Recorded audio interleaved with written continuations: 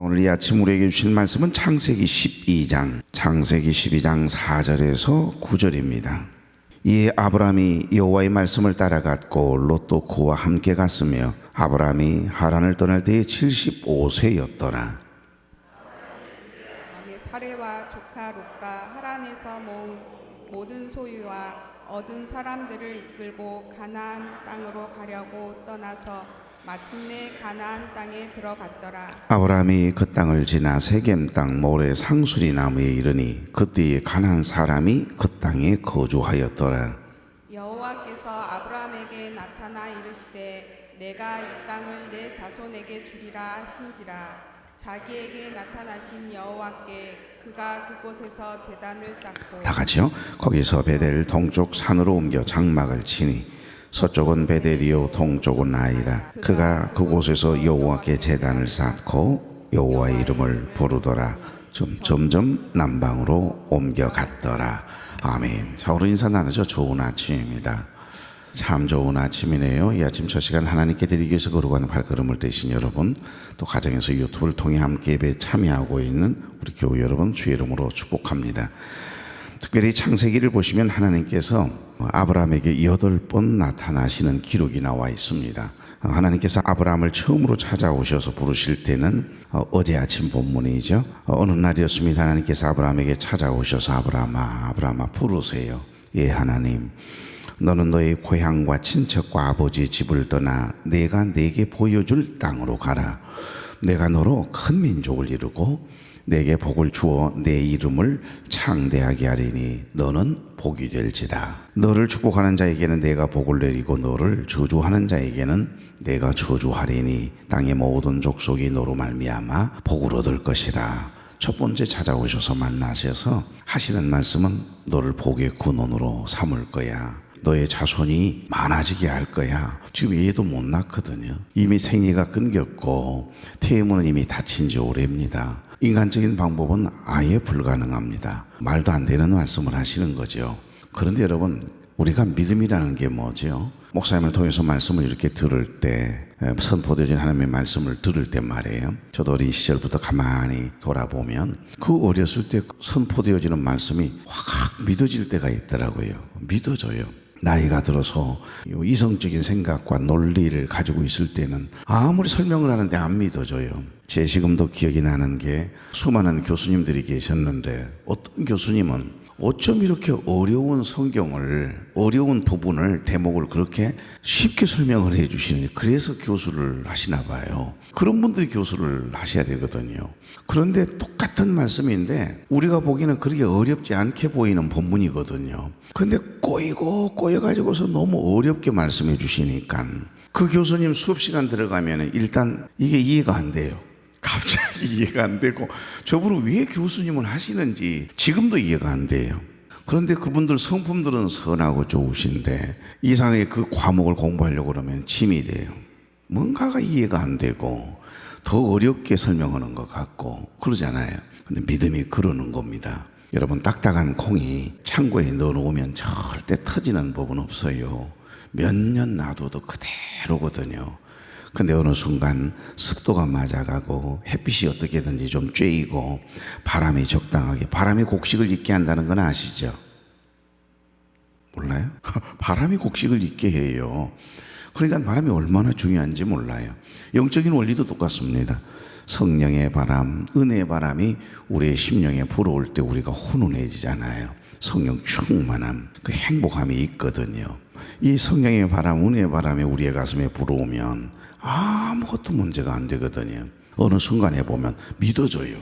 그동안 한 번도 이 말씀은 도대체 어떤 말씀일까, 어떤 말씀인가 라고 신학을 그리 오래 했는데도 그 이해가 안 됐거든요. 근데 어느 날 목사님 설교하고 있는데 내가 그게 믿어지고 은혜가 될 때가 있잖아요. 그러면 나도 은혜를 받고 있다니까요.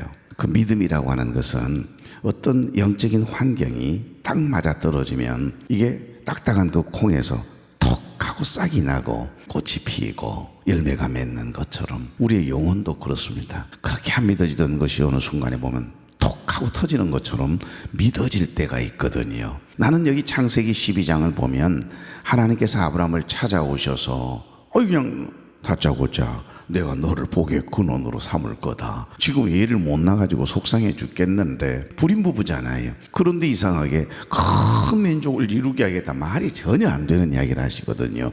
그런데 아브라함의 마음에 믿어지는 거예요. 아멘 아멘 그래졌다 이야기예요. 첫 번째 만남을 통해서 그게 믿어지는 거예요. 너무 억울하고 화가 나는데 참을 수 있는 이유, 참게 하시는 그런 표대가 되는 말씀이 어찌 보면 너를 축복하는 자에게 내가 복을 내리고 너를 저주하는 자에게는 내가 저주하리니 이 말씀이 아닌가 싶습니다. 그러니까 하나님께서는 나를 축복하는 사람, 내가 특별히 잘못이 없다라고 확신하고 정직하고 진실하면 상처 안 받잖아요. 그게 참아낼 힘이 생겨요. 왜? 나를 축복하면 당신도 복을 받을 거고 나는 아무런 문제가 없는데 하나님 바라보면서 믿음으로 살아가는데 나를 자꾸 없는 말을 해서 힘들게 하면 결국 그 저주는 내가 저주받을 짓을 했다면 그 저주는 내가 받아야죠. 그러잖아요. 그 죄값을 받아야 되는 거겠죠. 그런데 그러지 않는데 나를 그렇게 공격하고 대적하면 결국에는 그 죄가 누구에게 가겠어요? 부메랑과 같거든요. 돌아갑니다. 그래서 남을 이야기해서는 안 되는 거예요. 여러분, 우리 입에서 나가는 말은 생명이 있어요. 이 입술에서 나가는 말을 딱 하자마자 이 말은 반드시 나가는 순간 사명을 다 해야 돌아와요. 그럼 여러분 어떤 말을 하시겠습니까? 와, 나 죽어버리겠구만. 미쳐버리겠네요. 미칠 일만 있지 무슨 좋은 일이 있겠어요. 하나님 감사해요. 그리 아니하실지라도 감사해요. 그리 아니하실지라도 사랑해요. 그 찬양 한 번 부르고 나면 전혀 감사할 일이 없었는데 감사가 된다니까요. 할렐루야. 그러는 거예요. 오늘 여러분의 입술에서 나가는 그 말이 사명을 다하고 반드시 돌아온다. 너를 축복하는 자를 내가 축복할 거다. 너를 저주하는 자를 내가 반드시 저주하리니 땅의 모든 족속이 너로 말미암아 복을 얻을 것이라. 그래서 여러분 자녀들도 함부로 저주하시면 안 되는 겁니다. 이 망할 놈, 이 썩어 빠질 놈, 친구 집에 가면 뭔 욕을 그렇게 많이 하시는지 새벽부터 욕을 퍼대기로 얻어먹고 아침에 일어나야 합니다. 우리 집에서는 한 번도 들어본 적이 없는, 우리 어머님이 욕을 안 하거든요. 남 안 좋은 이야기하면 그런 이야기 하지 마라, 그런 이야기 하지 마라, 남 이야기 하지 마라는 거예요. 그래서 어머님은 지금 가장 행복하게 살아가는 것 같습니다. 그럼요. 오늘 하나님께서 처음으로 아브라함을 찾아오셨을 때 이야기는 1절부터 3절 내용이라면 오늘은 하나님께서 아브라함에게 두 번째 찾아오셔서 부르시는 장면이거든요. 다 같이 4절. 이 아브라함이 여호와의 말씀을 따라갔고 롯도 그와 함께 갔으며 아브라함이 하란을 떠날 75세였더라. 아멘. 하나님께서는요 아브라함에게 나타나서 세 가지의 명령과 세 가지를 약속하시는 내용이 나옵니다. 자, 첫째, 밑줄을 치면서 1번 써놓고 내가 너로 큰 민족을 이루게 하겠다. 하나님 이거 약속이거든요. 이것을 테스타멘트, 계약이라고 하는 겁니다. 두 번째, 내 이름을 창대하게 하겠다. 세 번째, 내가 너로 복의 통로가 되게 하겠다. 그때 당시에, 고대 당시만 해도 아이를 낳지 못한다는 것은 하나님의 저주가 임했다, 그렇게 인식되었던 때입니다. 여러분, 태문을 닫고 여는 것, 생명의 주인은 하나님이신데 어떻게 아이를 낳지 못한다고 하나님의 저주라고 이야기하겠습니까? 근데 그때 당시 인식이 그래요.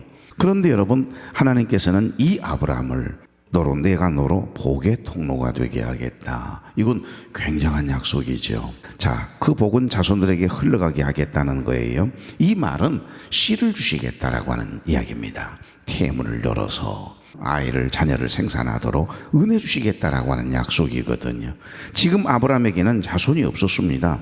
그러면서 세 가지의 것을 포기하라고 하나님이 요구하시는 게 나와요. 성경에 보면 기록된 수많은 계명들이 있습니다. 율법들이 있거든요.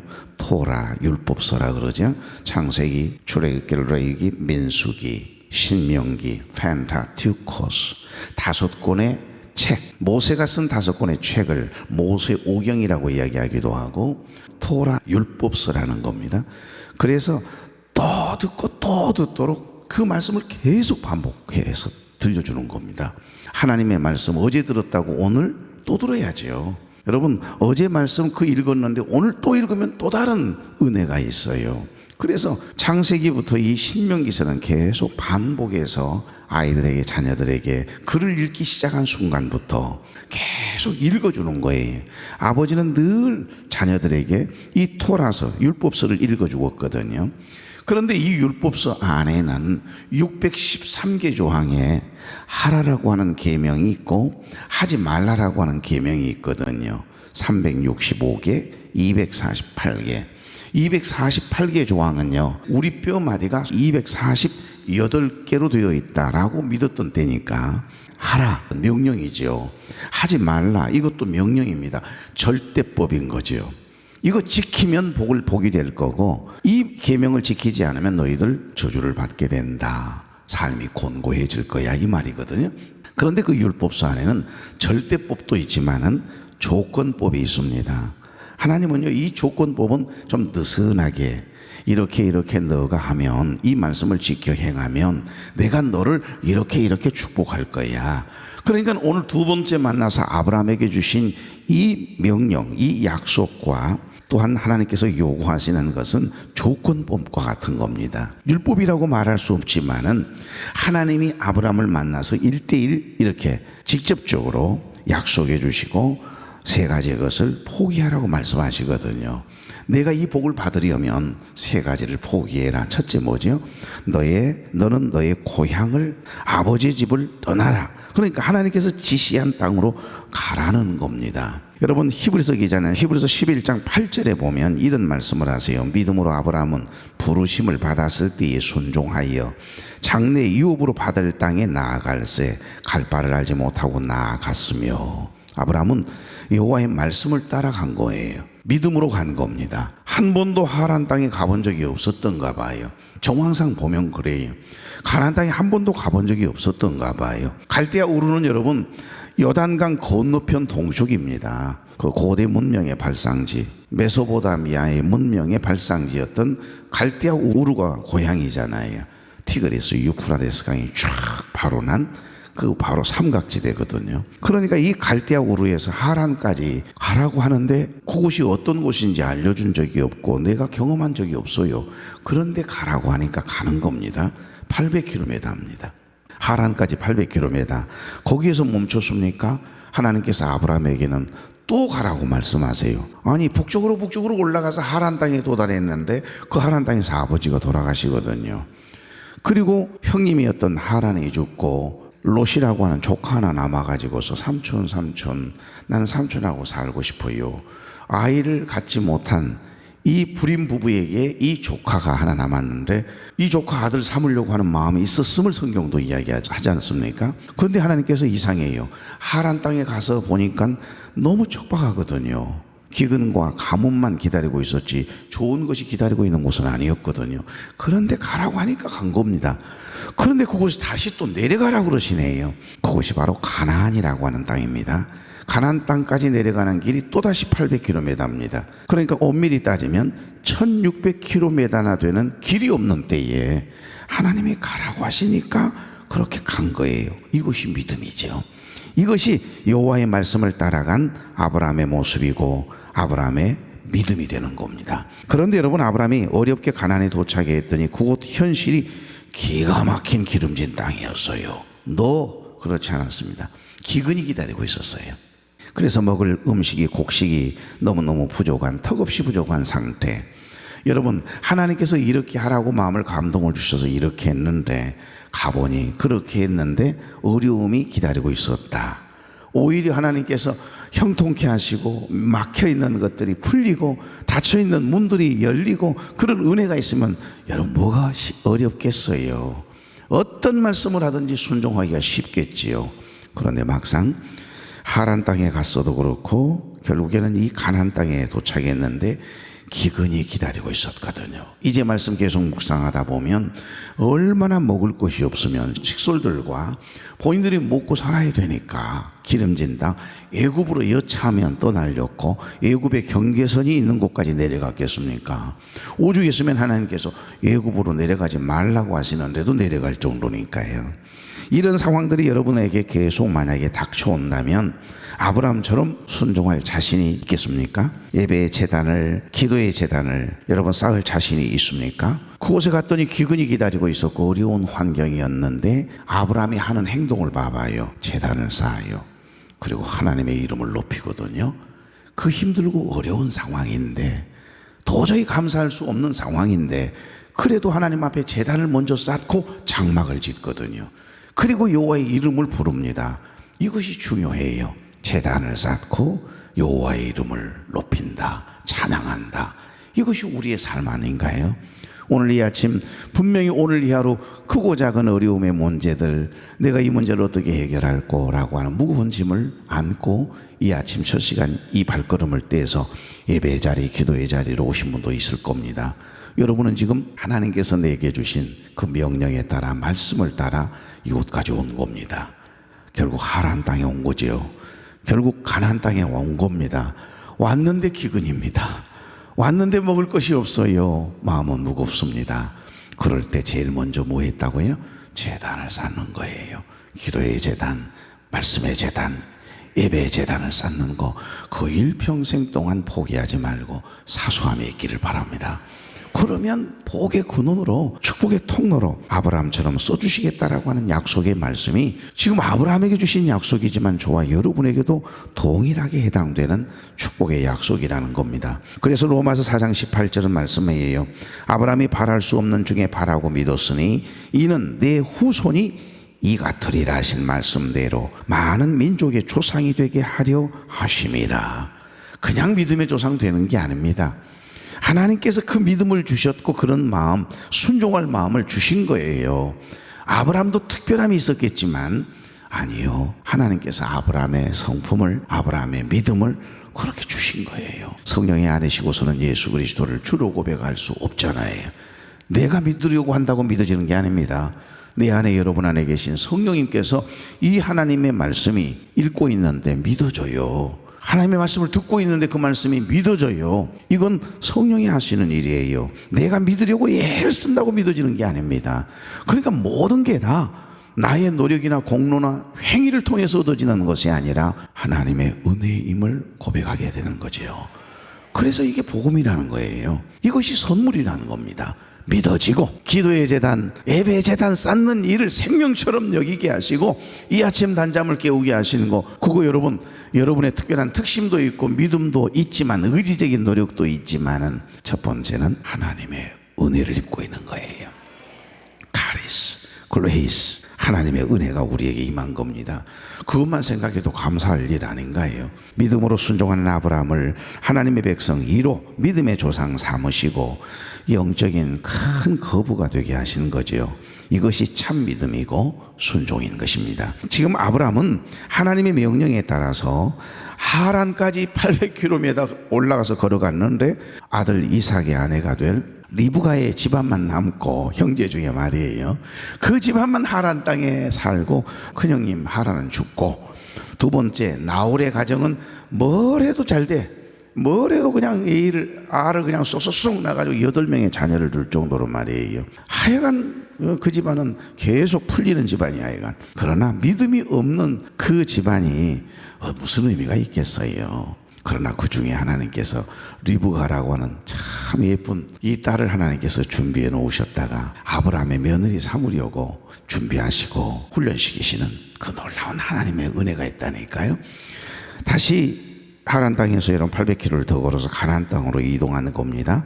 아브라함은 지금 여호와의 말씀을 따라 믿음으로 발걸음을 떼는 거죠. 그들이 도착한 곳은 어디죠? 자세히 보십시오. 세겜 땅 모래 상수리 나무였다 라고 하는 말씀이 기록이 되어 있습니다. 모래 상수리 나무.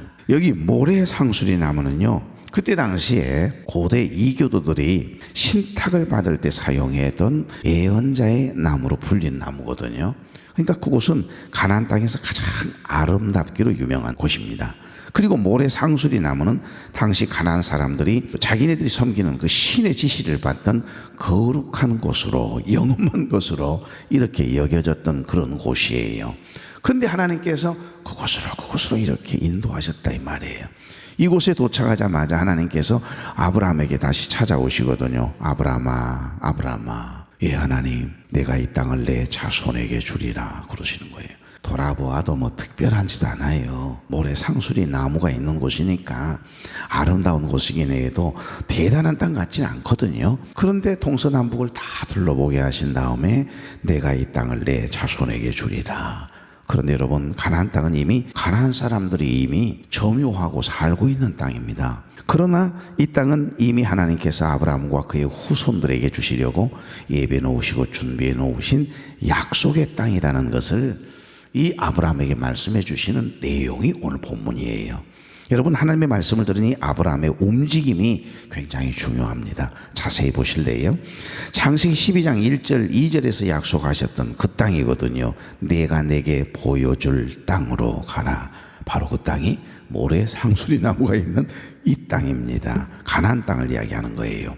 내가 너로 큰 민족을 이루고 내게 복을 주어 내 이름을 창대하게 하리니 너는 복이 될지라. 처음 찾아오셔서 아브라함에게 하셨던 약속을 다시 한번 확인시켜 주시고 계시는 장면이 나와요. 여기가 바로 그 땅이라는 거예요. 구체적으로 땅을 보여주시면서 이제 내가 이 땅을 내 자손에게 주리라.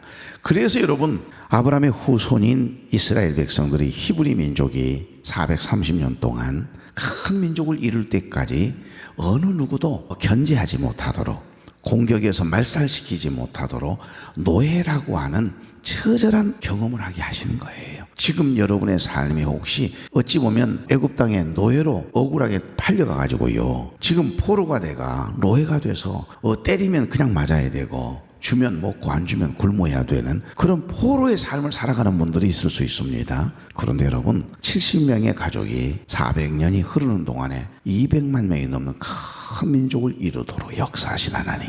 고센이라고 하는 땅은 어떤 땅이죠?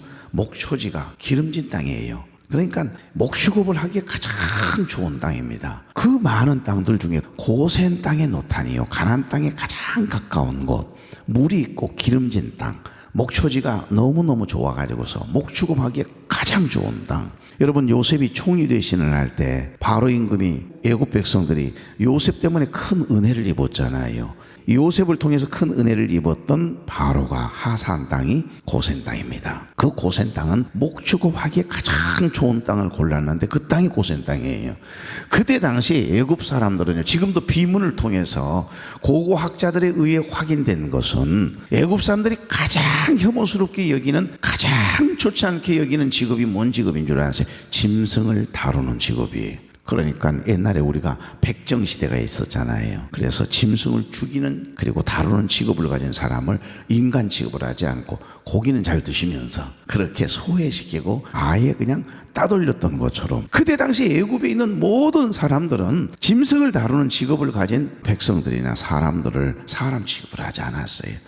그래서 그때 그 시대에 기록되었을 만한 그 비석들이나 바위에 그려진 그림들을 보면 목축업을 가진 사람들, 히브리인들은 빼짝 마른 유령들처럼 그려놓았다니까요. 그렇게 혐오스럽게 여겼다고 그래요. 그러니까 애굽 사람들이 더 많이 목축업을 가진 히브리 민족, 이스라엘 백성들과 접촉하는 것을 하나님 차단시키시는 거예요. 만약에 호의적인 직업을 가졌더라면 여러분, 많은 이스라엘 백성들이 애굽화 됐겠지요. 애굽의 문화, 애굽의 종교, 우상 숭배 더 깊이 빠졌겠지요. 근데 하나님께서 울타리가 되어주시려고 고센 땅에 살게 해서 최소화시키는 거예요. 최소한 많은 사람들과 접촉해서 애굽화되지 아니하도록. 구별돼야 되는데 성결하지 못한 어떤 이방 신을 섬기거나 우상을 섬기는 그들과 더 가까워져서 전염되지 않게 하기 위한 하나님의 섭리예요. 그렇습니다. 여러분, 처음 오셔서 아브라함에게 하셨던 약속을 이렇게 다시 확인시켜 주시는 장소가 바로 모래 상수리 나무가 있는 곳입니다. 75세인 아브라함에게는 아직 아이가 없었던 때 아닙니까? 하지만 이때 아브라함의 영적 상태는 깨어 있었던 것 같아요. 7절 보십시오. 자기에게 나타나신 여호와께 그가 그곳에서 제단을 쌓고, 8절에 보면 그가 그곳에서 여호와께 제단을 쌓고 여호와의 이름을 부르더니, 하나님의 약속을 받은 사람의 마땅한 태도는 여러분, 하나님이 말씀하실 때 뭐 하는 거죠? 제단을 쌓는 겁니다. 기도의 제단을 쌓고 말씀의 제단을 쌓고 하나님을 예배하고 여호와의 이름을 부르며 찬양하는 여러분, 아브라함의 모습이 우리가 본받아야 할, 티폰해야 될 그런 영적인 모습인 줄로 믿습니다. 오늘 여기까지 해야 될 것 같습니다. 그럼요, 어디를 가든지 무엇을 하든지 제일 먼저 우리가 해야 될 일은 뭐라고요? 제단을 쌓는 거. 기도의 제단, 예배의 제단을 절대 사수해 보십시오. 하나님께서 반드시 저와 여러분을 복의 근원으로 삼아주시고 은혜의 통로로 써주시는 큰 은혜를 경험케 하실 줄로 믿습니다. 좋으신 하나님, 하나님이 부르실 때 안정된 현실을 뒤로 하고 말씀대로 순종했던 아브라함의 믿음과 결단을 본받는 우리 되게 하옵소서. 하나님을 따르는데 방해되는 것들 모두 버리게 하시고 순전한 믿음으로 순종과 헌신을 온전히 하나님께 드리게 하시고 상황이나 사람을 따라가지 않게 하시고 아브라함처럼 오직 여호와의 말씀, 하나님의 말씀을 따라가 믿음으로 제단을 쌓고 여호와의 이름을 부르는 우리들 되게 하옵소서. 예수님의 이름으로 축복하며 기도하옵나이다. 아멘.